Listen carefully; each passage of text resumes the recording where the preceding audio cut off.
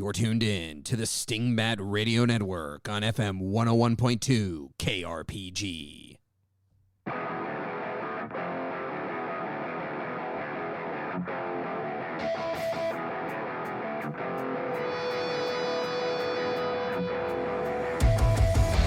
Welcome to Dungeon Master Diaries, a podcast about Shadowdark and other role-playing games where two GMs talk about their recent experiences at the table and hopefully give you something useful that you can take to yours. On the show today, we discuss Dolmenwood.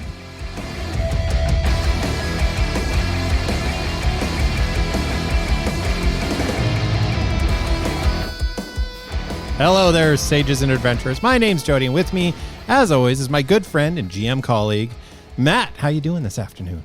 Oh, hey, I just got back from a hike in the woods. Oh, indeed you did. A little sweaty and in need of an ale. Full of fungus? Oh, I certainly hope not. So much fungus. Today's episode focuses on the dark fantasy fairy tale setting that is Dolmenwood. Matt, you've been trudging around them woods, so take us to the table. So I'm going to do kind of a dramatic reading from the opening pages of the Dolmenwood Player's Book to kind of set the mood here. Can I get some background music? Perfect. Let's begin. Dolmenwood. A swath of tangled woods, fungus-encrusted glades, and fetid marsh on the wild borders of civilization. Rife with intrigue, secrets, and magic, Dolmenwood draws travelers of adventurous spirit, daring them to venture within. Perhaps you'll explore the wild places of the wood, unearth treasure hoards in forgotten fairy ruins, confront fell beasts, or recover saintly relics and shrines. Maybe you'll forage for weird fungi and herbs, or perhaps you will strike out against chaos, defending civilization from the encroaching forces of the wicked half-unicorn, the Nag Lord. Maybe you'll unveil secrets of deep magic, seek counsel of witches or the sinister hag, meddle in the affairs of nobility, or even journey along fairy roads. But at the end of the day, or at the end of an adventure, you'll return to the homely hearth to share tales of peril with quaint locals over a mug of ale and a well-stoked pipe.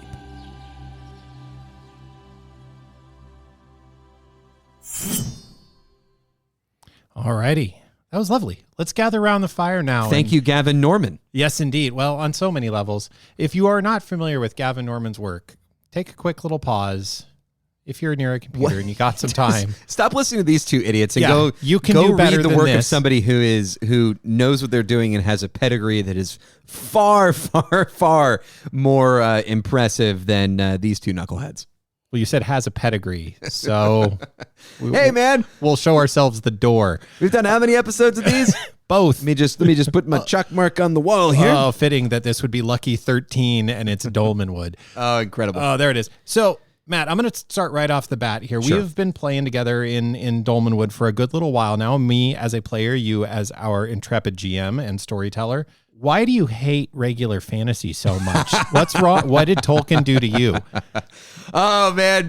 Why do you love Dolmenwood? That was such an easy layup for me. Why do you love Dolmenwood? What is it? Because this was no small piece in how we have been playing in this setting for well over a year now. Yeah. So I will start by actually answering your first question in an earnest way by saying that I did not grow up with fantasy as a part of my fiction world. I was much more of like a sci-fi head, Star Wars, some Star Trek. My favorite movie of all time is Alien, so that kind of like retro future sci-fi. That was my jam, man. So I came to fantasy late, and I have felt ever since I started really getting invested in role-playing games, specifically fantasy role-playing games, I have felt disconnected from the quote-unquote more traditional, even high fantasy, low fantasy, whatever, the Faerunes, the Tolkien, Middle Earth. I just don't have. First of all, I don't have the encyclopedic knowledge that a lot of nerds do. That is both impressive and also I have nothing but love for those folks. You have a fairly encyclopedic knowledge of Tolkien, as does your wife, and I respect that. It's just I didn't grow up with it, so I don't have that long-standing affection and affiliation with it. And so I always felt like when I was running games or playing in games that my fantasy world in my head, I felt a little self-conscious about it. Mm-hmm. And we've had conversations about this in the past. Like I didn't want to make a mistake, but I also just, it's not really my vibe. And so the reason that I love Dolmenwood, but also from the very top, the reason that it is definitively not for everyone. 100%. I think that's probably something we should come back to. Yeah. Is that it is in no way a traditional fantasy setting. It is maximum weird. The thing I come back to is that the horror and the humor it is a coin, and you flip it constantly, going back and forth between the darkness and the whimsy. That is what I love about Dolmenwood. It will be off-putting for some GMs and some players, though. So just be very careful about not, saying that this is a universally recommended setting. If it speaks to you, I think it will speak to you in a very deep way, as it has to me. If it doesn't, you're going to bounce off it pretty immediately.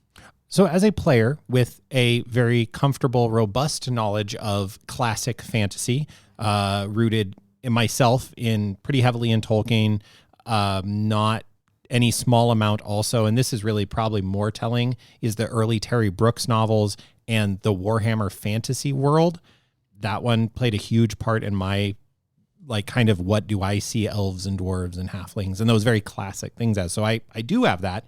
I'll be honest, when we first started playing in Dolmenwood, I was struggling, and I was pretty candid with you about it. I'm like, whoa, I want you to talk a little bit more about the whimsy, as you call it, because the horror of Dolmenwood, it's a big, deep, dark, scary wood with really gnarly, scary goat mens and other terrible witches. And the scary of Dolmenwood, it's easy to understand. Go watch any modern horror film in the woods or of a puritanical age. You're there, you got it. It's freaking terrifying. But as you said, every one of those beats is countered with a giant sugary spoonful of whimsy.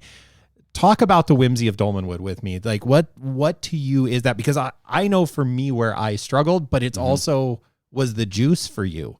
Yeah. So let's talk about that. So I want to start with what are in Dolmenwood called kindreds, what you might call ancestries. You might refer to them as races, but you just start off with the fact that your traditional fantasy races are out the window. You have Bregel, who are goatmen, right? You have elves that are not Tolkien elves. No. They are fickle, strange, fairy beings from different courts that have extremely strangely worded names like Bucket and Broth and Marry No Man. I mean, those are actual names that you can roll up in the book. We're building a sense of just the names of the elves are weird, but also somewhat evocative of some kind of maybe personality. And then you have Grimalkin, who are anthropomorphic cat people who can turn into cats. You have humans, but then you also have these wonderful beings called mosslings that were originally, if you have the old Wormskin zines, which is where Dolmenwood actually started, these were called moss dwarves, and they were changed to mosslings. Bregels also, I believe, at first were called goatmen, but they were changed to the kind of bespoke terminology of Bregels, which I actually like. The community hasn't really fully embraced these name changes. I don't really care. I think they're awesome. Those people can go pound sand. But mosslings are these extremely kind and effusive, small, gnarled, woody humanoids that have just like growths of moss and fungus. Very Green Man vibes. And they are like themselves almost like plant people. Exactly. Yeah. And then I think I wanted to go through the kindreds because The last one is the one that I think is the most evocative of the whimsy, which is the Woodgrue, which literally are little bat goblin people. They have these abilities to play music, specifically woodwind instruments, and one of their abilities allows them to transfix people with song and do one of a number of things, one of which is dance, and another of which is strip, basically. Take off clothes. Yeah. Naked cavorting and revelry with bat goblin people. Naked cavorting and with the bat goblin people. Right. And this is a spoiler, but not really. The Woodgrue kind of pray and pay homage to a very large dung pile in Dolmenwood. It's a great time. And you and the party ended up going there. I just wanted to kind of do that in the service of both a little bit of kind of setting up the world, and these are the playable kindreds, the playable ancestries, but also to give a sense of like, we are so far off of the normal fantasy world kind of pillars that when you get there, that your first entry into the world is seeing these very strange, extremely weird ancestries, and they are coupled together with whimsy in the form of names, in the form of the trinkets that they can roll up to have on their starting character sheets, in the form of the various, I guess you would call them like desires and beliefs, I think is what they're referred to in the book, which are more random tables. Just the random tables and character generation. We're not talking stats. We're not even talking about abilities, which also reinforce this with, the Woodgrues being an example. So much of the setting is designed to reinforce the whimsy. It's a kind of whimsy that's like almost chaotic, and it almost like cultivates a sense in players of wide-eyed possibility for crazy things to happen. And I think that this is the overwhelming part. And this is what I wanted to ask you, was you had a difficult time connecting with the setting for a while because there's so much information, and you can't rely on any of the stereotypical fantasy settings that one might have encountered. When you first looked at these character ancestries, what were your thoughts? And would you agree or disagree with the kind of prevailing conventional wisdom, at least as I've seen it, that suggests that GMs should limit all of their players to just playing humans until they have interacted with one or more of these ancestries, and then they are quote-unquote unlocked, because otherwise players aren't going to know or understand how to actually roleplay these strange fantasy ancestries. So my first reaction was, this is silly. Not in a poopy way, though. Like, I want to be clear on that. It wasn't, this is silly, these ancestries are silly, but much in the way Steve Martin in his comedy in the early 80s was silly, intentionally. Then I went, oh, this is kind of a silly vibe. As whimsy is a great word for it because it feels whimsical. And I was like, oh, it's going to be, Puss in Boots and Hansel and Gretel and stuff like that. And wasn't really prepared for the horror elements to start coming in, which did spin me for a bit of a loop then, that I was like, oh, it's going to be cutesy and silly. And then, oh, wait, it's not. So there's that piece. Like, that was my first reaction was, ultimate trust in you, both as friend and GM, and your enthusiasm for it, as is all things. If you do not, as a GM, prescribe to the index card RPG list of thou shalts as a player, and that, or as a GM, and that you have a responsibility of bringing that excitement to the table. Matt is exceptional at this, and that enthusiasm is catching. And so I had trust that it was going to work out. However, when I looked at Grimalkin and Woodgrue and these things, I just couldn't get my head around it. Mosslings, my first character was a Mossling, and I was like, it's a dwarf, but it's not a dwarf. And the more I looked at it, I was like, this is not a dwarf. This is not like a dwarf compass mindset will not get me where I want to be at all. And I will feel disjointed from the world. So that was kind of my first reaction, was not understanding it.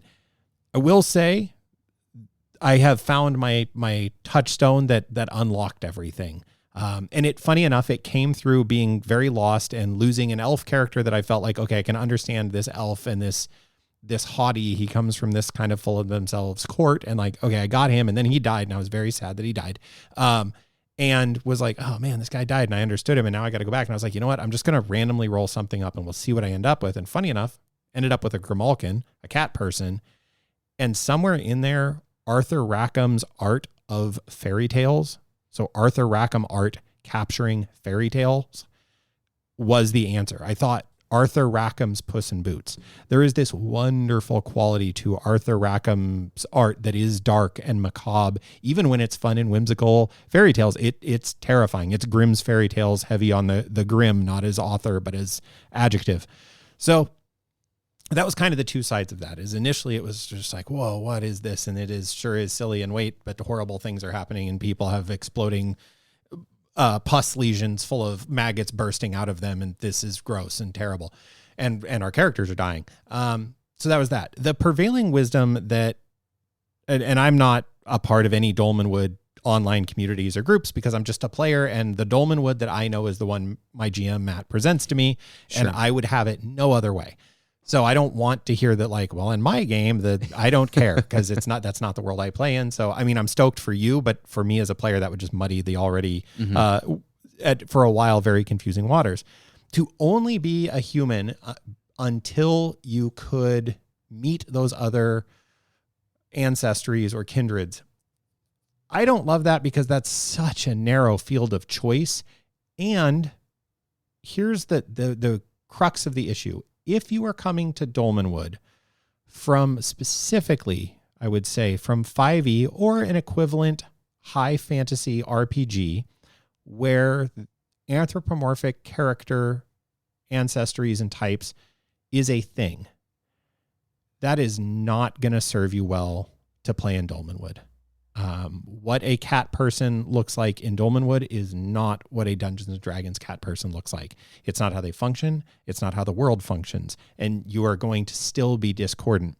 The problem I would have with telling people right off the bat of, okay, be humans, they're going to default to whatever the last RPG game they played is as humans. They're going to take that classic RPG trope mindset into Dolmenwood, and they're going to still feel discordant. They're going to still feel lost.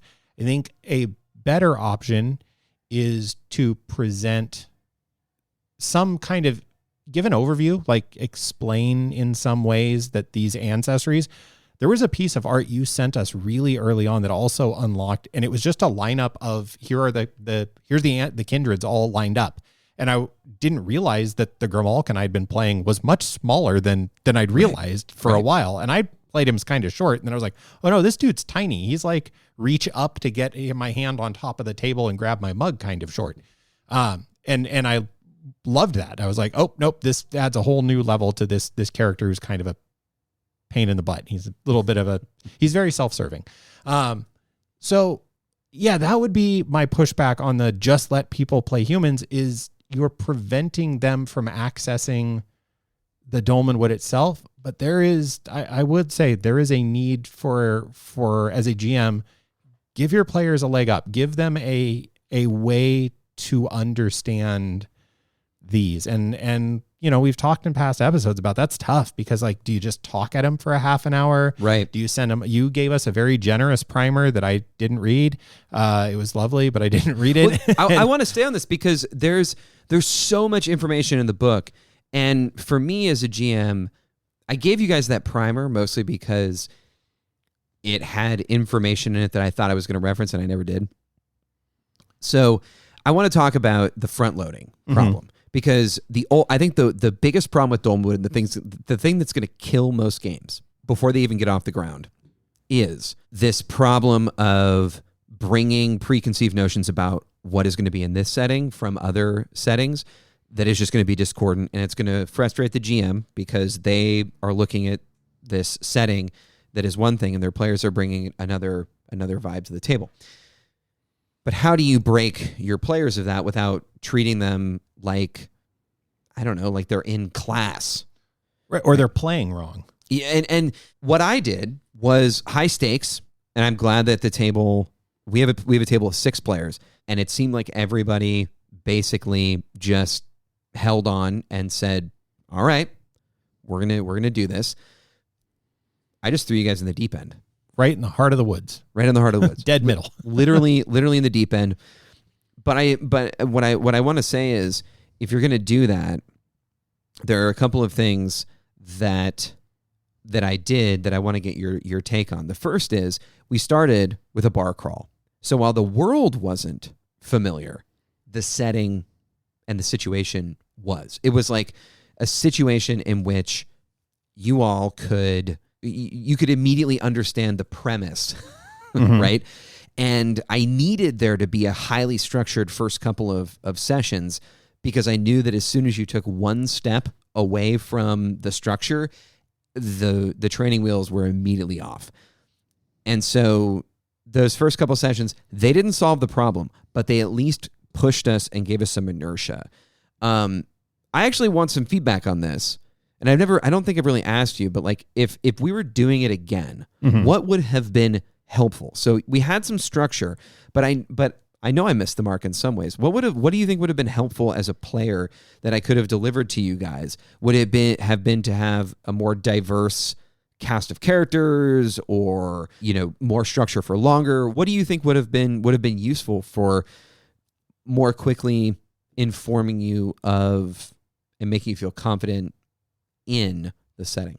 I'm going to start with what kind of worked, and then where it was also at the same time disjoining. Sure. The pub crawl was great because it gave us that texture of the world, the polished wood and deeply carved, intricate, stylized green man wood and vines and tapestries and comfy bar chairs and old oaken tables and the smell of ale in the air and a bit of music and revelry around us, and that there is this lighthearted Fairytale woods feeling.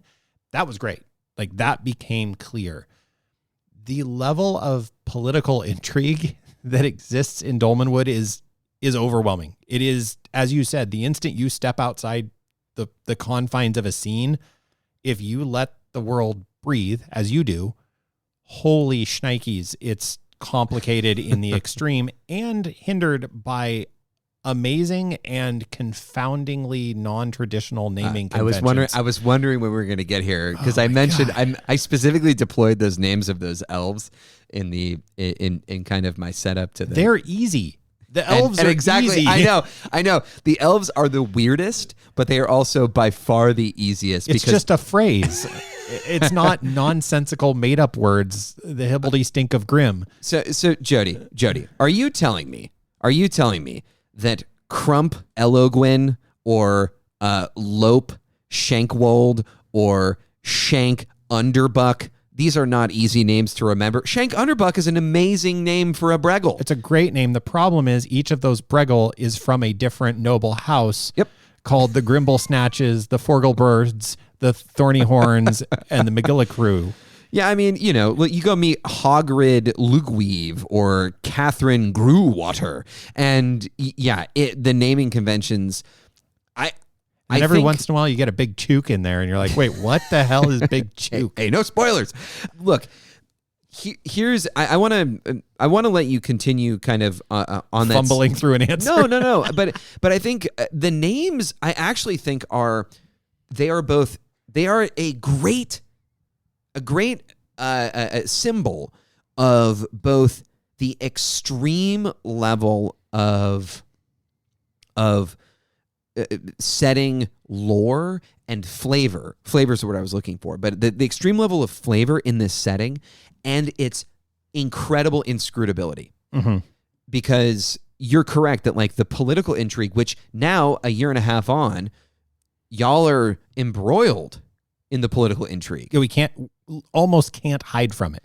Well, I mean, you did assassinate a leader of a house. That was a demon. I had nothing to do with that. It's incredible. It's incredible sometimes sitting at the table with 6 players who lament, why are all these people looking for us? And why are we the center of attention? And don't recall that like 3 sessions ago, you offed this like one of the most powerful people in the region that you're in. So the inscrutable nature of the names is, I think, emblematic of the inscrutable nature of much of Dolmenwood. Here is my My only retort, and then I kind of give you an opportunity to perhaps talk about, you some talk about other things we could have tried. Yeah, some other things we could have done. I think that there's a part of that is a part of the whimsy. Like, there is a part, and I know that as a player this would be frustrating, and I wouldn't actually like this, but I think some of the players in our group actually enjoyed. Oh, undeniably reveled in it. They enjoyed just the feeling of just this world is like stupefying. And they reveled in it because it was freeing in a way, not to just do things that were frivolous or capricious, sometimes frivolous and capricious, but it was freeing in that I think that it helped everyone feel like, oh, this is something completely new. Like, we don't actually have to think too much about all the stuff that we know previously. We just got to hold on, strap in, and go along for a little bit of a ride through the forest for the first, I don't know, 10 sessions. Yeah, life. There were myriad points at which it started coalescing for me into a place where I really felt at home in the wood, as it were. So much so that my last character, I tried my best. We'll see if it sticks. Tried to find a little home for him. Also having an NPC come into that character's life that grounded him to a specific place in the setting. That was huge for me. And I think to answer the question of like, what would be something different to try?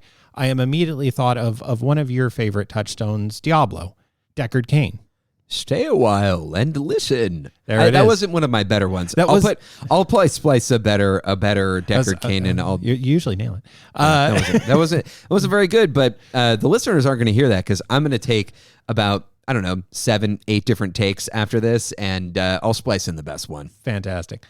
Exactly. It's your boy Deckard Cain, giving you quests, telling you where to go.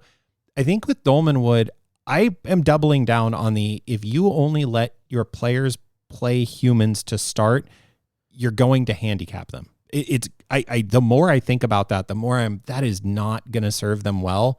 Giving them a quest giver who is a mossling, which would be very easy because they're a charming people, who is a woodgrew, which is easy because at least in our group, they are the kindred of the shiftiest of folk that have ever been. They are a shin kick of an ancestry. That's what I think. They are someone who just comes around and just goes and kicks you in the shin and then walks away, and you go, "Why'd you do that?" And they literally give you the finger. Yeah.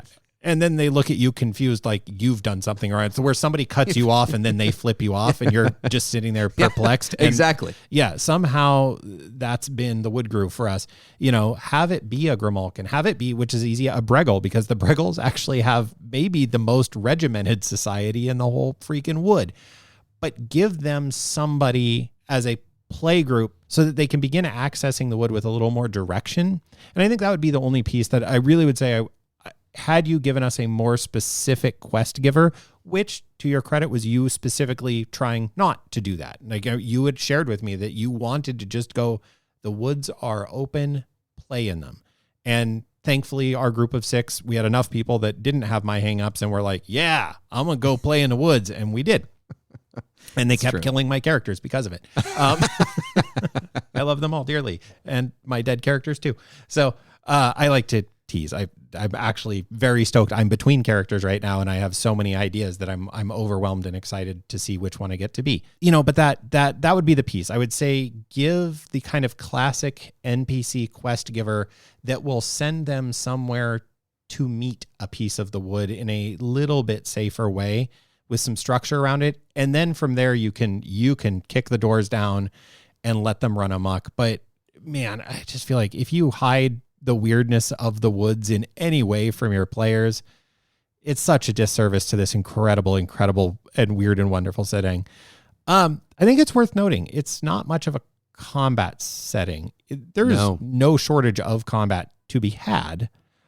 But I think it is worth noting that if your group likes to fight, like you are draw steel and lay low your enemies, and you're going to find yourself in a heap of trouble very quickly, or you're running a different style of Dolmenwood than what we see, or really, I think what I've experienced of the world and literature being like the in-game lore, it just would feel discordant if we were running around hacking down, boglands and bog pits and witches and werewolves. I don't know. Are there werewolves? Who knows? I don't want to know. Giant owls all the time. Like those things would seem discordant with the way the story is structured. The word for me is fairy tale. Think dark, really dark, grim fairy tale. Yeah. Those elements will guide you. Shoot. I mean, it's just such a rich setting of weird and wonderful things. Let me ask you, as a GM though, it's a lot to process. Oh yeah.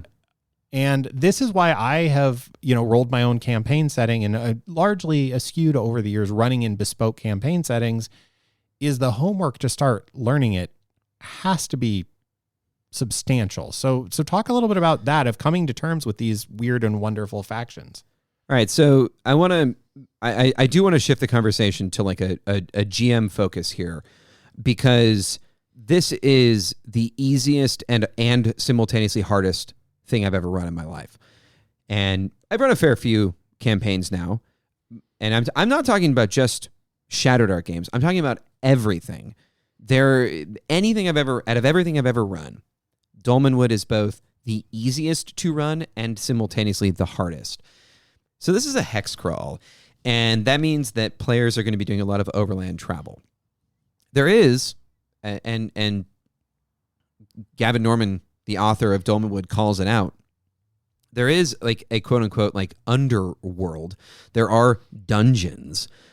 But the problem is that in order to really get down in there, your players have to grab onto a hook that would lead them down there. And there have been hooks that would have taken you all into dungeon areas and whatnot, but you've either not chosen them or you've gone in and then left. There has been some dungeon delving. Yeah. But for the most part, this is a hex crawl where you are doing overland travel. That's the first thing. The second thing is the setting itself has many different regions and many different points of interest. All of this is laid out actually in a maps book. And I actually think if you're a GM and you buy the Dolmenwood setting, I highly recommend the first place you start is the maps book. Read a little bit about the setting, read a little bit from the player's book, maybe look at the ancestries, but before you even think about diving into the factions or anything else, go to the Dolmenwood maps book. It is so unbelievably helpful to see full color 2-page spreads of the hex map with elevations, with points of interest, with settlements, with the regions of the various people who are like overseeing the parts of Dolmenwood. They're detailed, and then there are additional levels of detail. There are treasure hoards listed on there. There are secrets listed on these map spreads. It's amazing. Gavin Norman crowdsourced what would be helpful for GMs, for those of us who were either members of the Patreon or had gotten, advanced copies of the PDFs because we backed the Kickstarter. And people came up with extremely good ideas for this maps book. And I'm really thankful to Gavin for making this open-ended and for crowdsourcing it, because it has become an incredible resource that I can't personally create a high-quality version of to have at the table in a physical copy. I can't wait until... This is the reason I want to get the physical copies of these books. So the first things first is just the geography of the place. You have to know the geography because your players can go anywhere. Mm-hmm. And you have to know who's in charge, what might the players inevitably run into. And then with the lore, it's all about factions. This is a classic hex crawl faction-based game. Even if your players, which you guys for a long time didn't actually interact with any of the factions. I mean, you're level 1, 2, 3, 4... the big factions of the wood aren't really paying attention to you until you decide to engage with them. But once you decide to engage with the factions, that's where the play really starts to happen. Now, you guys saw the factions at work. It's not like they weren't in the game. But I kind of want to stop here and just get your thoughts as a player. this is probably the most overwhelming part of the game. It's the most overwhelming part of the lore for the GM, and it is required lore. I kind of want to ask you, like, how has it been, like, because I have to deliver useful information to all of you, and I can give you tons of secrets and tons of information and still feel like I'm giving you basically nothing, and I have like so many secrets in my head that hopefully you guys find out about, but maybe never will. Walk me through the like information delivery and how overwhelming that is, and just to give people listening like a sense of what it's like for a player when I'm sitting at the head of the table, rattling off names and dates and lore and places, et cetera, et cetera. What was that like at the beginning, and what is it like now that you have a better foothold? You're assuming I have a better foothold. You do. You can't deny that you do. So I'm going to paint the scene, if you will. Our last session, so our sessions run about 4 hours. Legitimately, our last session, you could have been gone as GM. You could have not been in the room for at least half of it, maybe more. Yep. And the number of us that have said our characters in character were sitting around trying to untangle the layers of lore and factions and what we know about the factions and who's doing what and who in the heck do we even trust? Because now we're up to our butts in faction problems. We legitimately, it was well over an hour of in-character, intense discussion, and this is not the first time we've done this. Right. They've actually become known as smoke sessions because there's rules about having a pipe weed session and the different kinds of things you can smoke, and you've thrown in some really fun mechanics for gaining things from that. Hey man, you ever think about what if the mushrooms are right side up and we're upside down? That sort of thing. My goodness, it is a lot. It's also at first it just felt whimsical and silly, and it was like, oh, okay. Oh, this is neat. Oh, isn't this funny? Oh, look at these guys. The Duke's dying. How funny is that? Yeah, okay. That's neat. Oh, look at these infighting, guys that run the alcohol board that runs this town. Aren't they funny and cute? Oh my gosh, I'm not excited to go see them again. Because of the bureaucracy. Like, I know I'm going back to look at bureaucracy and being mad that my character group our absence is going to make the bureaucracy is going to react, and I'm not stoked about it. So faction play, right? It's going to react, and we've been gone quite a while with a stake in this bureaucracy. So initially it didn't really feel like much of anything, and it just felt like a lot of information. And now it feels like a lot of information that all means things. And it is a weird double negative. It doesn't feel like we don't know things. What it feels like is we aren't sure what we know. Right. That we know stuff. What does it mean, and how does it fit together? Which is a fun puzzle. It's fun when, as a player, you get to sit there and go, how does this fit together? How do these pieces fit? And can we make them fit? And will they fit in the way we predict? And I kind of want to lob that back to you, actually, so you have this world that has a bespoke set of factions, has a bespoke lore, has so much lore, has this really unique tone and aesthetic to it. And then you've got us goofy 6 players and our myriad of characters, because some of us have now multiple characters running around in the world, and it's which one are we actively playing? And there's another one out somewhere else that we occasionally check in with. They're doing stuff and they're shaking and grooving.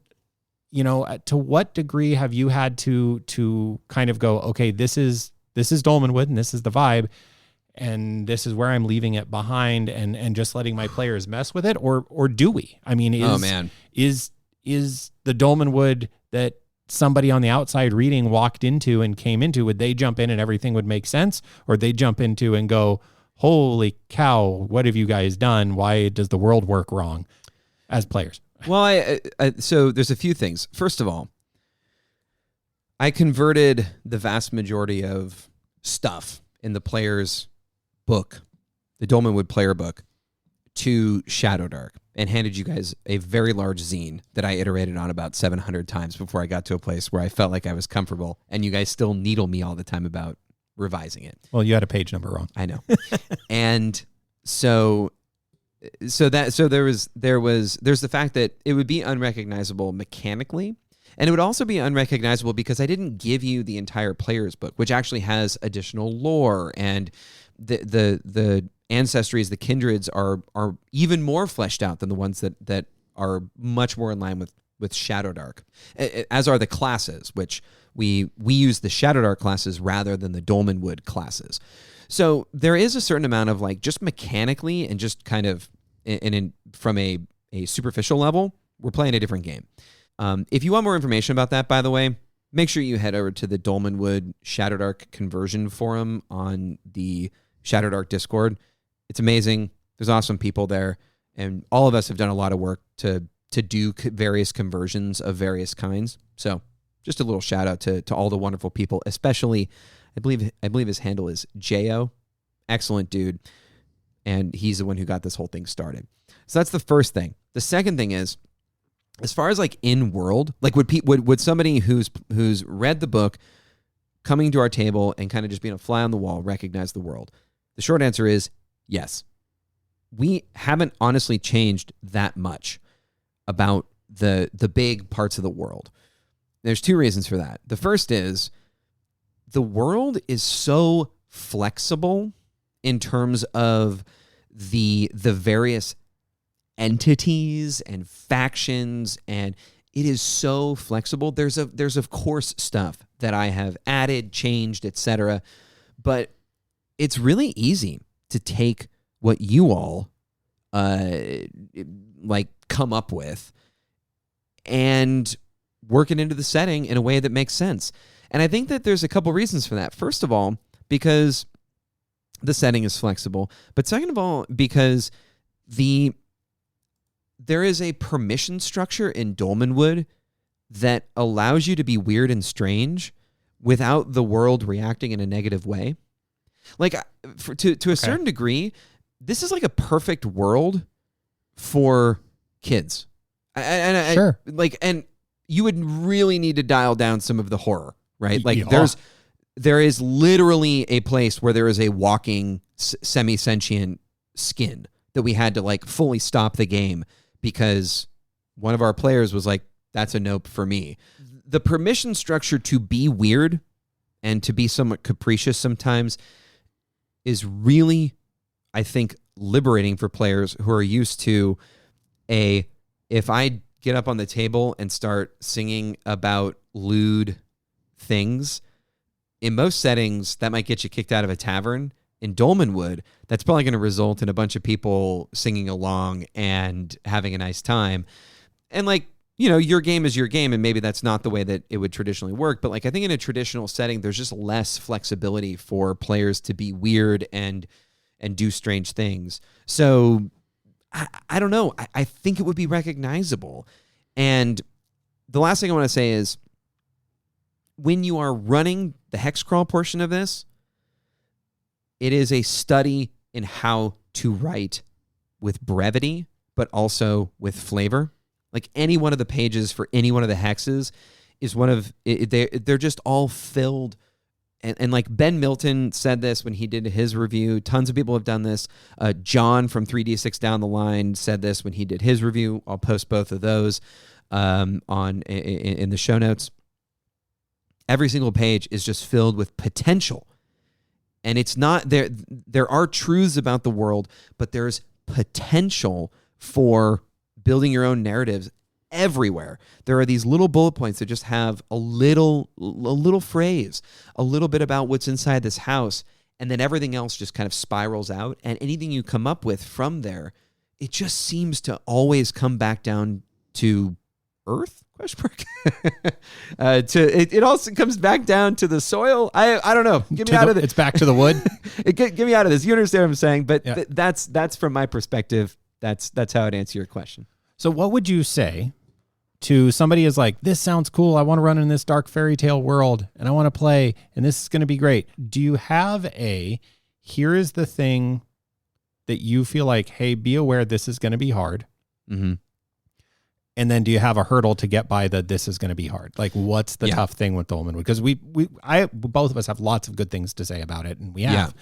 So what's the difficult thing? Because I feel like I've kind of made the player end of it is tough because your assumptions are all wrong. Yeah. The GM side of it is hard for two reasons. And I'm gonna cite some things that I've seen consistently that are sort of conventional wisdom. The first is that desire to, as the GM, define the ancestries before you allow your players to do so. I just don't recommend doing that. If you have to do a little bit of front loading, or you have to do also just trust your players. Like, if they define wood grews or mosslings in a way that isn't 100% like it says in the book, just roll with it. It will work in the setting.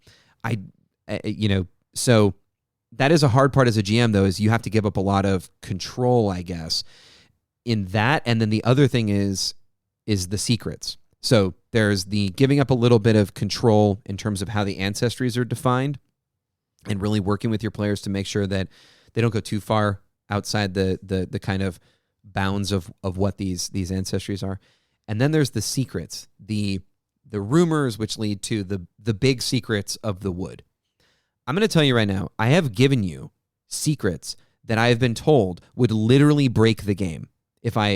Don't tell your players X, Y, and Z. I'm not going to say them here because, first of all, I don't want to highlight them for you because you guys are slowly but surely figuring some things out that is really cool, and I don't want to deprive you of that.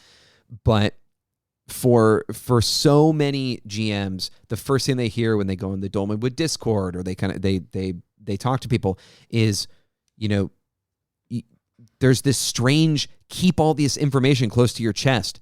And for me, it's like, give your players information. Don't do lore dumps all the time. But I have found that there is a lot of power in not just information, because of course there's power in information, but in a game like Dolmenwood that is, like you said, not about combat. Information is everything. Knowing people, places, secrets is everything. And once your players start to realize that, that's when the game starts to sing. So don't be precious with information and with rumors and secrets. It's easy to overload players, so you got to find a balance and figure out how much is your group interested in the lore of the setting, and versus going around and just exploring. But in order to engage with the world, they need information, and it is fun to deliver those kind of like moments of well, I've said a bunch of times, and I will continue to say, players like to feel clever. Yep. Dolmenwood is a masterclass in, at least in as Matt's, you've been running it, is here's information, and we find stuff and we're like, oh, sweet. I don't feel clever. I don't feel clever because I don't know what I know. I found something. I feel smart. I found a thing. What does it mean? I don't know.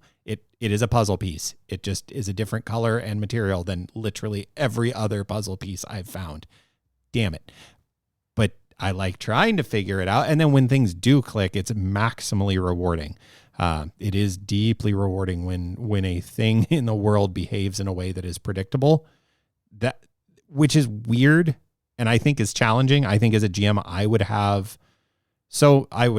wouldn't run in Dolmenwood. I'll just be really candid. I wouldn't run in Dolmenwood because it's too discordant with my world understandings, and the how to lay out the world and the pieces. There is an amount of, as you said, trust not only in your players, but trust in that the world's gonna hold you up, that you navigate beautifully, that I would just be constantly worried about. And it's a lot. It's a lot. Yeah. But man, when it clicks, it's so good. and that's what that information piece is because and I think every group is going to be different here. But in this case, what I mean by that is every group is going to latch on to different rumors and different hooks, and your game is going to go in a completely different direction. My last bit of advice as far as what's hard about this is you cannot plan anything until your players make a decision and are on a path. It is overwhelming in terms of the amount of material, But I think I can't remember who said this. Maybe it was John from 3D6 down the line, that the way that he prepped for this was, what hex are they in? Read all the hexes around it. And that has worked well for me because there's so much content that you can't possibly prepare. You need to read the factions, you need to understand the factions, and then you need to understand where the players are and where they might go. But there have been sessions where y'all have just taken off into the forest, and I had no idea where you were going to go. And we played a whole session that, you know, we talked in the past about you running that kind of generative thing. I mean, you talk about 4 hours of just seat of your pants, rolling on tables. The last thing I'm going to say is the monster book, for every single monster, has a D4 list of absolutely incredible encounters for every single monster. And it is a treasure trove. And there's random encounter tables you can roll in and set up encounters, and I use those all the time. If I need to just pull an encounter for a monster, just roll up a monster, what's going on here? Boom. I just go to the monster book, pull an encounter from the table, and it's a near 100% hit. So I think you have to be comfortable flying by the seat of your pants in order to run this. You have to be comfortable in that kind of like OSR-y kind of vibe where the players are directing the story. They are leading, and your players need to be willing to make decisions about where to go. They need to have goals and desires and thoughts about what they want to get up to. That said, you can just go walk in the woods and still find stuff. So let me ask you this kind of closing, at least for me, closing question. So I'm curious, and I'm a perma GM, thinking for a listener. I'd really like to try running this with my group as a one-shot. What do you do?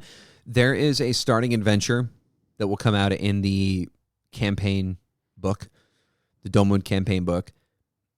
I think it might be more than one session, though. I would say run Winter's Daughter.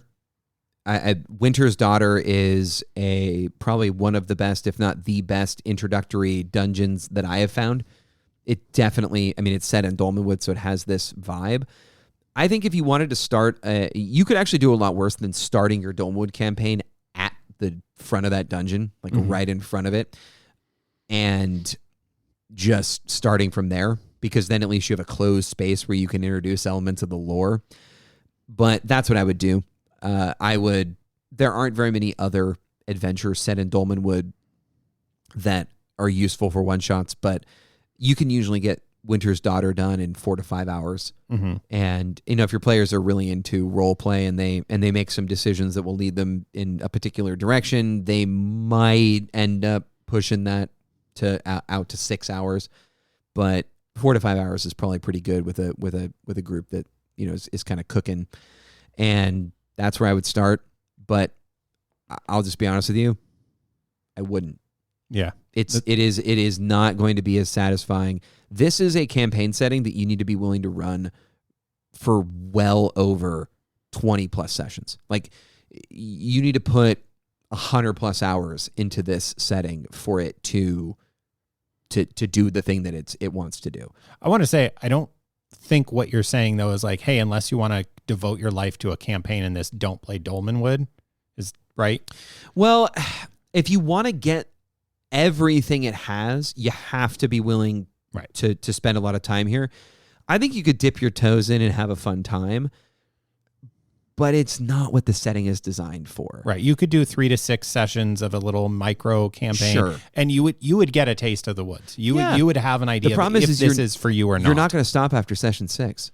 Not if you enjoy it all the way to the end. Yeah. No, I mean, maybe you would, but, and this is me being biased here. I think that my closing statement here is that the setting is not for everybody. We started with that. I want to end with that. It is a very specific thing. And if you want to play in it and see all that it has to offer, you have to give it the time and room to breathe, and that means a long campaign. And if only Shadow Dark was good at providing an opportunity to play long campaigns, Jody, if only we discussed that in the past. Do you have any final thoughts here as a player? I know we're going to kind of come back and wrap things up with big picture stuff, but this has been a kind of a freewheeling discussion. I'm actually going to throw a curveball at you. Where are you at in terms of our game? Well, as I said earlier, I just said goodbye to a character. He didn't die, I hope, and gave him an exit off screen, in part because I was starting to worry that the way I was playing him, for me to reach a full satisfying end, would come at the expense of my fellow players, and I didn't want to do that. And also there was a viable, nope, his story can exist here without me and be lovely and fit and be a fun little nugget in the world that I got to plant my flag. And I'm genuinely excited to figure out my next character that who is going to get to explore and hopefully get back to the mighty 6 levels that my last character had under his belt. That was hard to let go. That's a big boss maneuver as a player, man. You had just leveled up and you let that character go. And he finally rolled max hit points and he'd been way behind the curve. So I was like, you little turkey. But he was a little turkey, his whole cat boy, his whole life. I love it. I love it because it's different than what I would do. It's different than what I know. It's surprising every week. The group we have of 6 players and you GMing, they had 7 people at the table. Oof. Hats off to you week after week. I'm blown away by it. Is such a fun, rich group that brings so many different aspects of Dolmenwood to light. We get the kind of dark fey mystery. We get the incredibly silly whimsy. We get the political drama. It's all there in the player group and what we bring to the table. I hope it feels that way for you. It does. So I'm really excited to almost start anew. I'm at a point of kind of get to jump in, but I know the world now. Mm-hmm. So I get to jump in knowing the world this time, which I didn't do with my last few characters. It was, they found the world. So it's really exciting. We talked about it, that there's giant chunks of the map that we haven't gone anywhere near. We know what's on the map, but we've played enough to know the distance between 2 places is a whole world of things happening. Right.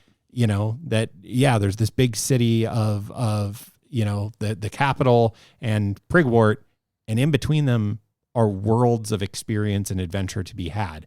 That is exciting. It is in terms of campaign settings. I think if we were playing generic fantasy world of whatever flavor, I would probably have kind of had my fill by now.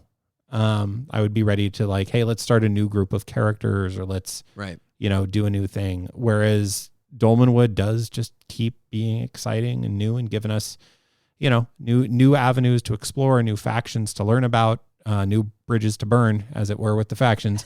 So as it so often is with PCs. Yeah, embracing the fact that you have embraced the wide open nature of the woods has translated, I think, to me as a player in a way that is, it's always new. Like we talked about last time, we could stop playing our current characters entirely, go to a new section of the map and start playing.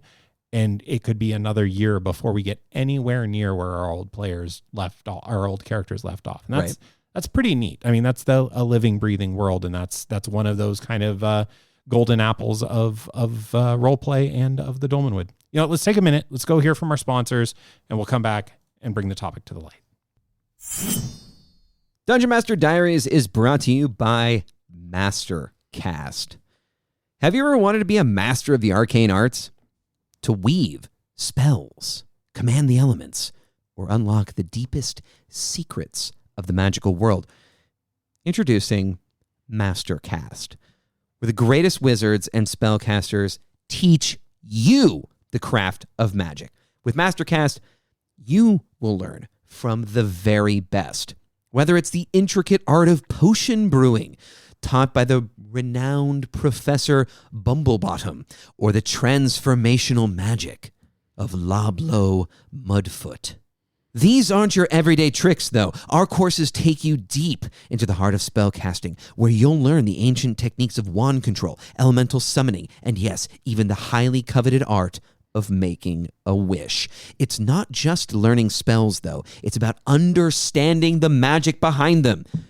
You'll gain the skills and confidence to cast with precision, focus, and flair. At Mastercast, you'll be guided step by step with exclusive insights that only the world's top wizards can offer. So whether you're a novice wizard or you've already mastered a few spells, Mastercast will help you take your magic to the next level. Unlock your potential today. Mastercast. Learn from the masters. Become the master. All right. Thank you to our sponsors. Let's gather around the fading torchlight, bring this topic to light with some key takeaways. All right, my first one is, before you dive into Dolmenwood, you might be very excited to do so, but first, pull your group, because if your group doesn't buy into the setting, then it is not going to work. If they bring with them preconceived notions about what they want and those things aren't reflected in the setting, it really might actually result not just in a kind of neutral experience, but in a negative one. Jody, what's yours? Kind of piggybacking on that is assuming your group wants to play Dolmenwood and they are down for a dark fairy tale world. Really, as we talked about at the beginning, and I think it's really sage advice from Matt, is think carefully about how you're going to reveal the kindreds, the ancestries, the races of the old terminology to your players. How are you going to introduce them to moss people and bat people and goat people and cat folk and capricious elves from various noble fae houses with very strange backgrounds, and humans who find all of this entirely normal and somehow are outclassed by all of it and yet just thrive in the woods and live in these fairy tale settings? I think you need a plan. I think this is, if I were a GM diving into trying to Dolmenwood, I would have a very clear agenda for myself of how I'm going to approach those kindreds and revealing them to my players quickly. With that, I think that in terms of revealing kindreds, one of the things that I think really brings the setting to life is if you can do funny voices and mannerisms.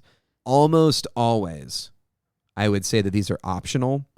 In Dolmenwood, they are definitely still optional, but they give you such a useful toolkit for describing your kindreds, describing individual NPCs. For instance, in Dolmenwood, I just give basically all of the Mosslings kind of this like Michigander, kind of Midwesty, kind of, oh, hey there, how's it going? And that's a stereotype that those of us in California have. I apologize if anyone is a Midwesterner. Anybody who's seen Fargo, you get what's going on here. Yeah. It's lovely. It's absolutely lovely. But they have that kind of like Midwesterny charm, that very trusting vibe. But underneath it, maybe there's something a little bit more sinister if we're talking about Dolmenwood and not the real people of the Midwest. No, but I think it is actually useful in Dolmenwood to do some funny voices or have some mannerisms and play up the differences between those kindreds and between those important NPCs, because it's going to be more evocative. And I do think that it actually adds something to the world that isn't wholly necessary, but is potentially really important.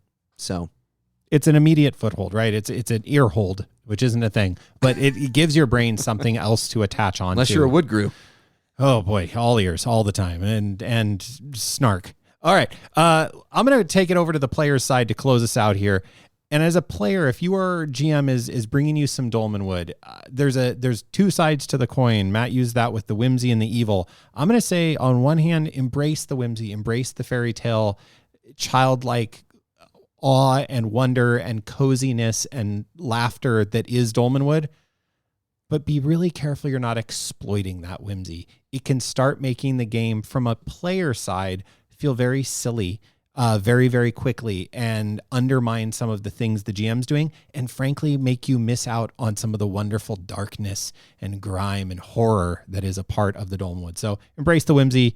Don't exploit it. Take it and then feed it back and give your GM the torch to shine light on the game.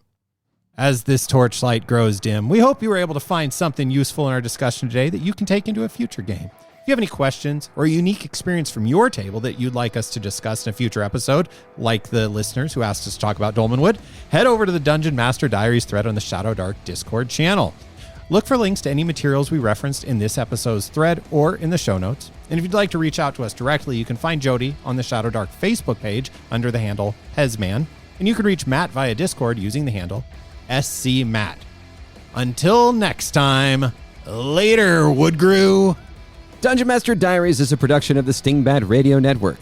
It is produced by Drunker Egg Mumble, and it is edited by Gubber Lankwubble. Dungeon Master Diaries is an independent production and is not affiliated with the Arcane Library, LLC. Shadowdark RPG is a product of the Arcane Library, copyright 2023. And of course, our intro and outro music is composed by Christian Schuster. And it's over, and we're out, and we're done. Bye.